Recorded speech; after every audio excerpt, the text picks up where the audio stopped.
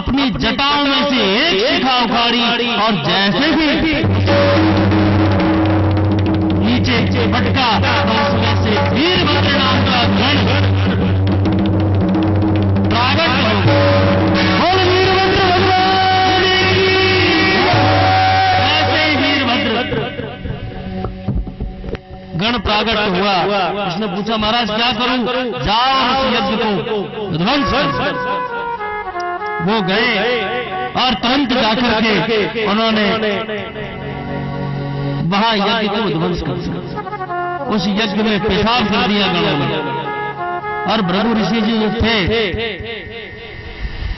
उनकी दाढ़ी ही उपाड़ डाली गणों ने। एक महात्मा थे ज्यादा बोल रहे थे तो गणों ने एक मुक्का मारा, उसके दांत तोड़ दिए सब। अब दक्ष प्रजापति को पकड़ लिया और उस वीरभद्र गण ने जैसे तलवार उठाई काटने लगे तो वो नहीं कटा। तो उसको भी वरदान था, नहीं कटा तो उसने तोते की तरह गर्दन को मरोड़ करके यज्ञ अपनी स्वाहा कर दिया। अब सभी देवी देवता आए, ब्रह्मा जी विष्णु, उन्होंने कहा कि अब इस यज्ञ को तो सफल करो। गण वापस चले गए कैलाश। अब यज्ञ को सफल कैसे किया जाए, इसलिए अब तो भोलेनाथ की ही शरण में चलो। सभी को लेकर के भोलेनाथ की शरण में गए और प्रार्थना करने लगे। हरे कैलाश के निवासी हो नमो बार बार हो, बार बार हो। हे आयो शरण में तारी शंभो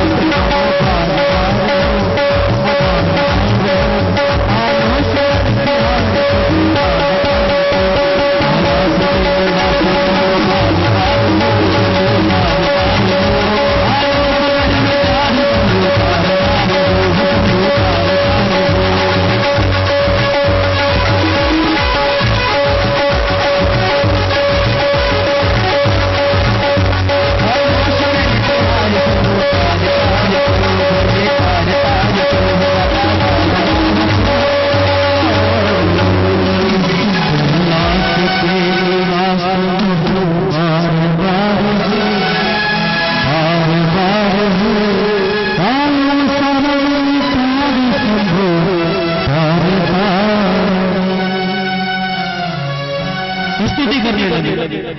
हे सती रुद्रभागोस्तु यदीचिष्टो धरस्य में यद्यस्ते रुद्रभागे कल्पता भोलेनाथ प्रसन्न हो गए, क्योंकि भोलेनाथ तो ऐसे देव है जो बहुत जल्दी प्रसन्न हो जाते।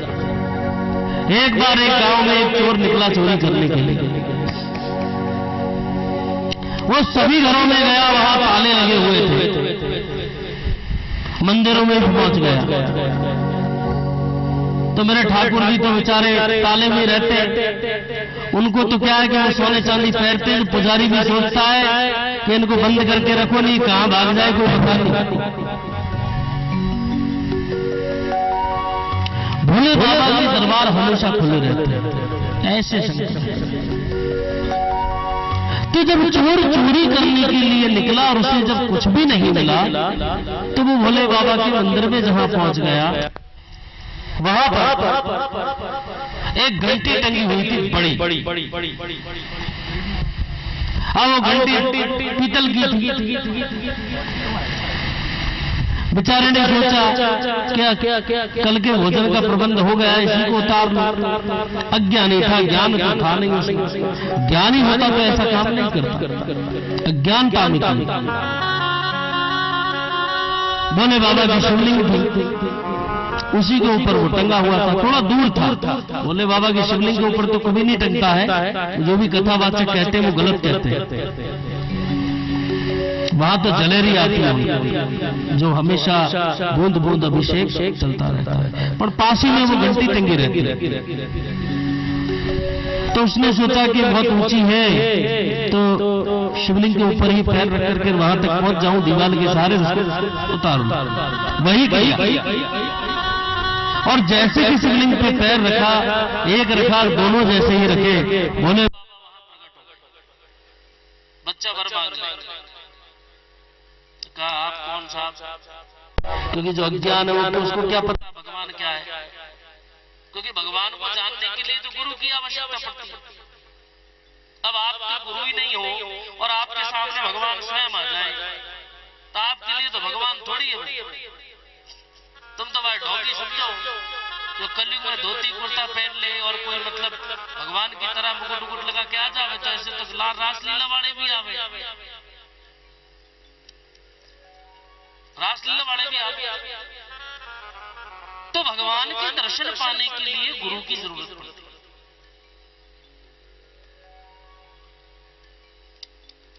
अब वो जैसे वो घंटी उतारी, बोले बाबा प्रसन्न हो गए, प्रकट हो गए, बच्चा वर मांग। उन्होंने कहा, आप कौन? कि जिसके ऊपर तू खड़ा है वही मैं हूं, और महादेवों में महादेव। तू वर मांग, तू जो मांगेगा वो दूंगा। अच्छा महाराज, आप इतने प्रसन्न हो, और वही वो जिनके ऊपर मैंने पैर रख रखा है? हाँ बिल्कुल वही। तो आप एक बात बताओ, मैं आपके मस्तक पे पैर रखे हुए हैं और आपके ऊपर पैर रखा है, तो आप प्रसन्न क्यों हो? उन्होंने कहा, मैं इसलिए प्रसन्न हूं कि बहुत से लोग आते हैं बेचारे, वो कंजूसी के मारे 100 ग्राम ही दूध लेके आते हैं, तो मैं प्रसन्न हो जाता हूं। एक लोटा जल चढ़ा देते हैं तो भी मैं प्रसन्न हो जाता हूं। बीली पत्र चढ़ा देते हैं तो भी मैं प्रसन्न हो जाता हूं। लेकिन तेने तो मेरे ऊपर सर्वस्व निछावर कर दिया, तो मैं क्यों प्रसन्न तेरे पे नहीं? ऐसे मेरे भोले बाबा, चपटी भभूत में है खजाना कुबेर का, ऐसे दानी है कि वो देते हैं तो छप्पर फाड़ के दे देते हैं।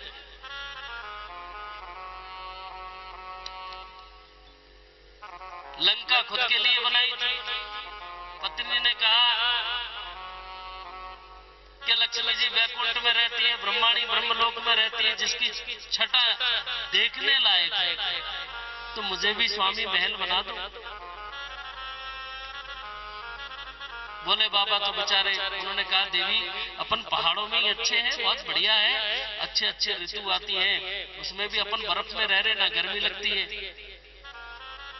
और बर्फ ही बर्फ है, ठंडा प्रदेश है। अच्छा शीतल जल पियो और बढ़िया बढ़िया फूल, सुंदर फूल यहाँ कैलाश में उगे हुए हैं, इनका आनंद लो। नहीं नहीं, महल चाहिए। भगवान ने सोने की लंका बना दी और विश्वा ऋषि को नांगल करने के लिए बुलाया। तो जब संकल्प करने लगे दान दक्षिणा का, तो ब्राह्मणों की भी आदत भी बड़ी तगड़ी होती है। तो पेट भरता नहीं है ब्राह्मणों, पेट बहुत बड़े हैं ब्राह्मणों, संतोष नहीं होता। और संतोषी ब्राह्मण सदा सुखी रहता है, और जो संतोष नहीं करता वो हमेशा दुखी रहता है। ये आप देख लेना, बड़े बड़े विद्वान जो असंतोषी है वो बहुत दुखी है, उनके बच्चों में कोई ना कोई कमी होगी। और जो संतोषी ब्राह्मण है उनके बच्चे हमेशा सुखी है। ये मेरा अनुभव है।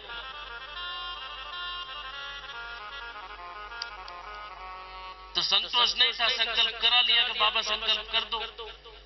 उन्होंने कहा ठीक है भैया कर रहा हूं। तो बोले बाबा तो वैसे ही दानी। उन्होंने कहा भैया तेरी इच्छा हो जो मांग ले वही दे दूंगा।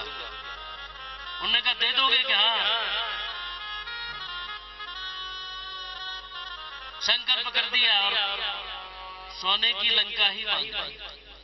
ऐसे मेरे भोले बाबा है, वो यज्ञ में गए और जैसे ही यज्ञ में पहुंचे, दक्ष को बकरे का सर लगा दिया और भृगु ऋषि को बकरे की सी दाढ़ी बना और आशीर्वाद दे करके उस यज्ञ को सफल किया। और जो यज्ञ के अंदर जो हवन इत्यादि की कोई सामग्री रह जाती है और गिरती है, वही रुद्र का भाग होता है।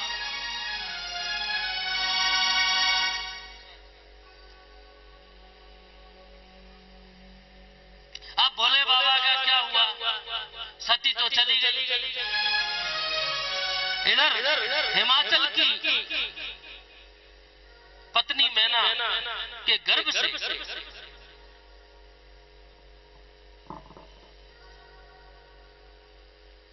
सती का प्राकट्य हुआ, जिसका नाम रखा पार्वती। नारद जी पहुंचे और गुरु दीक्षा दी और उन्होंने ज्ञान दिया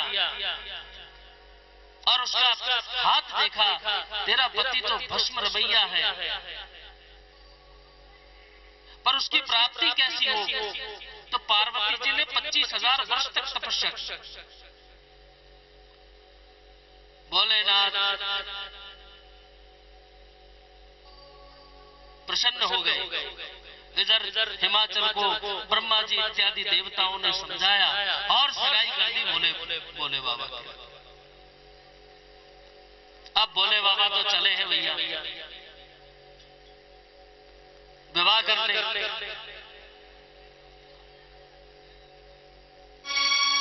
हिमाचल की पुत्री और रानी मैना की पुत्री के साथ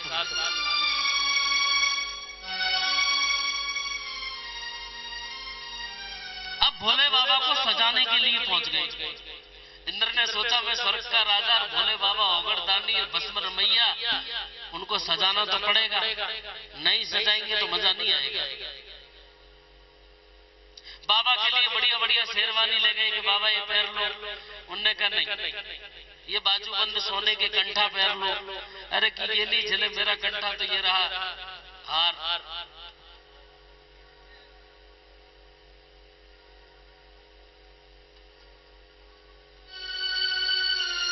अब भोले बाबा की बारात चली है, वो वर्णन करेंगे हमारे।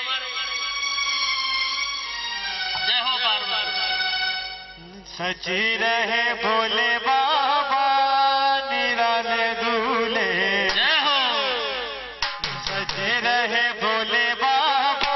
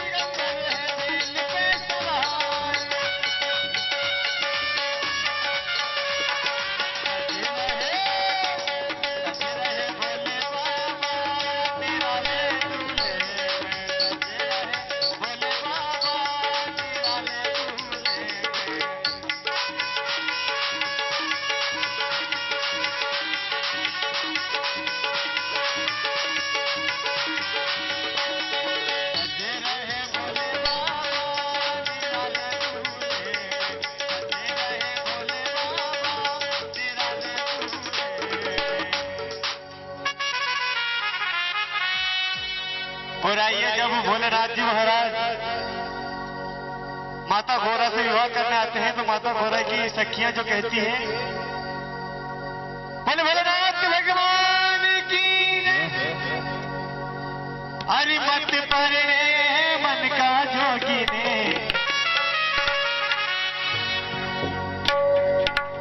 मत परणे मन का जोगी ने, मरी पार्वती हमारी गोरारी। मुरली जी और सरपंच साहब और उनकी धर्मपत्नी खड़े हो जाएं और भोले बाबा और पार्वती जी का पूजन करें। मत परणे ये मन का जोगी ने, हमारी पार्वती मत परणे ये मन का जोगी ने।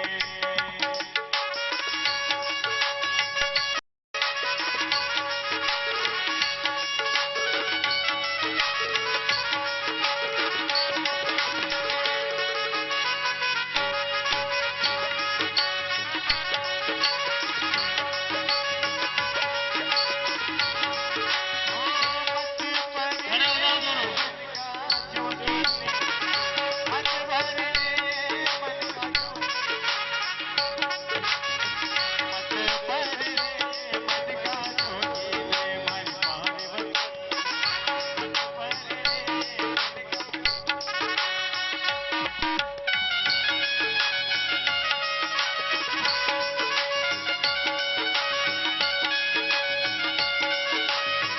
हेलो, भोले बाबा की बारात में सभी नच रहे थे, तो कन्नौज वाले ही नच लो।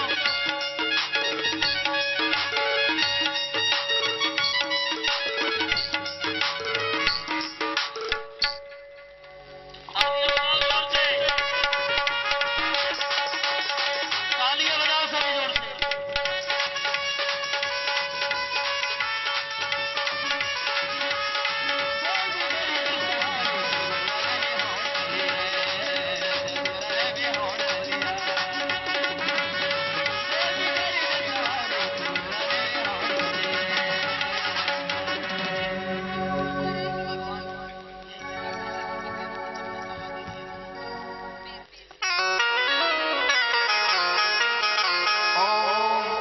अम्बा गंबव चंद्रमौलिरमणा वर्णा उमा पार्वती काले हेमवती शिवाद्रि नयनी कात्यायनी भैरवी गायत्री नवयौवना शुभकरी साम्राज्य लक्ष्मी प्रदा चित्रोपावर देवता भगवती महाराज राजेश्वरी श्रीराज राजेश्वरी। श्री राधे, जो भी कोई माता पार्वती और भोलेनाथ के पूजन करना चाहता है वो भी कर सकता है।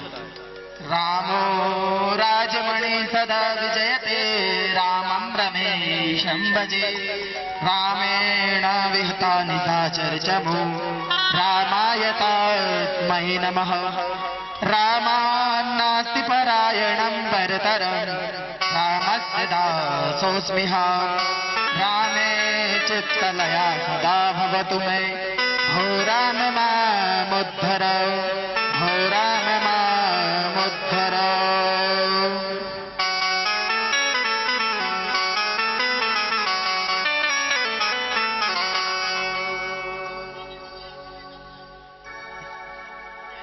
हाँ जी, जो भी भगवान भोलेनाथ और माँ पार्वती की पूजन इत्यादि करना चाहते हैं वो यहाँ की पूजन कर सकते हैं।